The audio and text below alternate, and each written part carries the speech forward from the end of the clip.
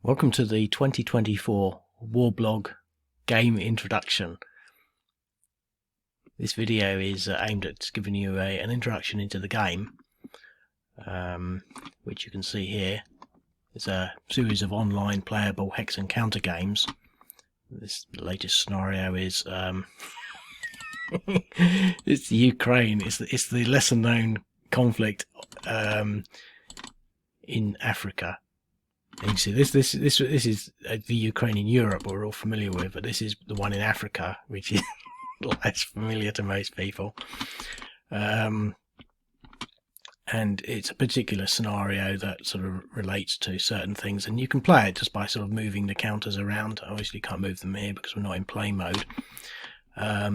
So there's a bunch of rules that you can look at. Last updated 3 years ago. That's because I'm well on top of things, but you can look through here and click down to get pretty much sort of whatever you need to find out about how to play the game. You can also print it. It also includes things like tribes, air assets, electronic warfare, drones, microwave technology. It's an ongoing development. It covers all wars from 1946 onwards, 1945 onwards, after the Second World War, basically. So including things like, obviously, the South Ossetia War, the Boko Haram insurgency, the Arab-Israeli War, 1948. So you can click on these things and you can find out which scenarios I have. So here you can quite clearly see that there are four scenarios. I think there's one sort of major initiative missing from that, and also a general overview of the whole thing. You can also search for things, but you can also print and play. I'm not necessarily going to go into that at the moment, but you can, once you've signed up, so you sign up, I don't know why this is still showing for me because I'm already logged in. It's £50 a year or £5 monthly subscription. You can also buy merchandise. You can also buy my Journal of War, and you can also become a Patreon. But let's supposing we want to have a look at this game.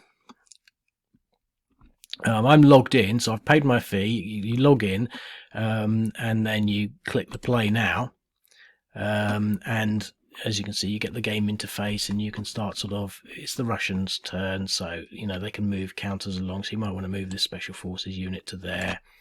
You've got a whole bunch of things. Mostly they're sort of representative of technology. There's nothing particular about this sort of this Lancet, or any other drones, but these do have particular skills. Just in this instance, these are off-table artillery units. Quite often they're on table, but generally speaking, I put them off table for certain engagements like this, where you're not going to be actually attacking them or taking them out, to represent a general consistent sort of volume of artillery arrival, etc.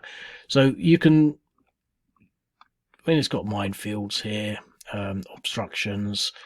So for example, we can do an example battle here. You move your counters around, and so you position your units. They're all insurgency units at this level because it's of the nature of the battle. So we can put in some artillery. It's generally best to do them one at a time. So we've done 0.5 damage onto this unit, and 0.55 on this unit. Hardly significant, but it might take the edge off of a rounded integer, if you know about game. But we're going to attack them. I'm pretty sure we should get 7-1 here. 7-1, so 36 versus 4, so causing a DE. So you come back to the area, and you can see we've pushed them back, etc, etc. So it's obviously just hex and counter type stuff. But if we wanted to actually come into here, and we can print the game out, and that allows us essentially to we can see the map, and this will take us to a print review. But what you've got here are all of the hex numbers, so you know where things should be. So here's the map only. So we come into here, and then basically you've got the map only, and then you print it out to your printer in using whatever sort of process that you want. I can't quite figure out how I would do that, but what I want to do is go backwards, and then here you print out the units only. And so basically you just print the page out. You probably have to chop the other bits off, or you print it to PDF and then print it to resize it or whatever. But basically it allows you to sort of take the Russian units, which are all here, and print them out and then put them onto the map. So what you've got there is this unit here should be at 11M on turn 0, so we would find 11M once this map is printed out. 11M, so he goes there. And that's pretty much the print and play. It also allows for so we can look in here at the My Games thing. So we can obviously just looking at this, but you can also do and I can't quite figure it out, but you can also do multiplayer. Let's just see how that works.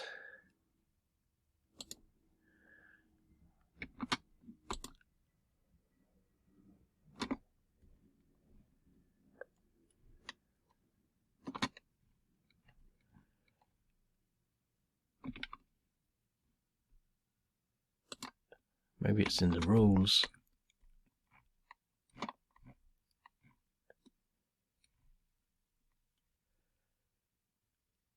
Multiplayer functionality. Woolblog can be played by 2 people remotely. Both players must be Woolblog members. To initiate a 2-player game, one of the 2 players starts a game and then goes to the multiplayer section via the multiplay. I use the E, which is the Greek spelling of the word multiplay, button as shown below. So we go down there. So essentially go to the top of the page, go into My Games. So I'm playing this, and obviously it's really simple, didn't really need to explain it, but I go to multiplayer there, takes me into here, I put my IP and then you put your IP, and then you set the multiplayer game, you go back to the game. All what happens is the other person can then log into this game. It then appears in their My Game section as a game that they're involved with. They click in it, and basically they get the same screen. Now you don't actually have it's not real time, so you've got to in some way sort of message them and say, oh, I've done my turn, but you can refresh the page, so you can constantly reload it. Obviously you don't want to end the turn or anything like that, but you can't actually end. I think there's a lot of things you can't do when it's not your turn. You can't move things. So what you might want to do, if it's a big game, you might want to sort of, leave it at that and then come back when they finish their turn, maybe later that evening or the next day. It depends on what sort of pace you want to play it at. But when it's your turn, you'll then reload the game, and you'll see it's your turn. You'll be able to, and there all their units would have moved. So it's not quite real time, but essentially it allows you to play remotely with other people. It's basically it's a big site. As you can see, there's over 100 pages of games, so that's over 1,000 games. They're not all complete. I've slowed down recently. I tend to sort of speed up again, but so there's a hell of a lot on things like very strange things, a lot in Afghanistan, a lot in Libya. There's Libya, Yemen, Syria. There's quite a lot on the so you can go down here and select the wars if you like. And obviously we got what the Russians are calling the Ukraine Special Operation, and as you can see, there's quite a few scenarios for that. There's over 70, nearly 80 scenarios for the Ukraine Special Operation. So you can jump in there, and the road to Melitopol, which is a game actually I almost sort of want to play, because I was talking about this just the other day. So there's Melitopol down there, so you've got to sort of get to Melitopol, so to speak. So that's it really. I leave it at that. I mean, basically, it's €50 or a year, or €5 a month. You can play as many games as you like. I do encourage people to delete the games once they've finished with them. Otherwise, you end up with absolutely loads of games, and it slows the server up. I mean, I will be putting a system in there to delete games that have been in there for more than a certain amount of time, but I haven't got too many games sort of opened up. So it's quite versatile. I've got plenty of social media, so if you want to get in touch with me, via Twitter, Facebook, YouTube. I tend not to really log in because I sort of do other things as well. So if I don't answer immediately, then bear with me. But the thing is, you can always contact me. Call me on my number, no problems, or email me. Obviously, reasonable hours, 11 a.m. to 4 p.m. Sort of, what's that, Western European time, Greenwich Mean Time. Yeah, so that's pretty much it. I hope this is a reasonable introduction. I'm only doing it because the old one is well out of date. It's not been scripted or anything. But if you want to play, it'd be great to have you on board. We can move forward into all the glories of 2024 and onwards. Thank you for your time. Cheerio.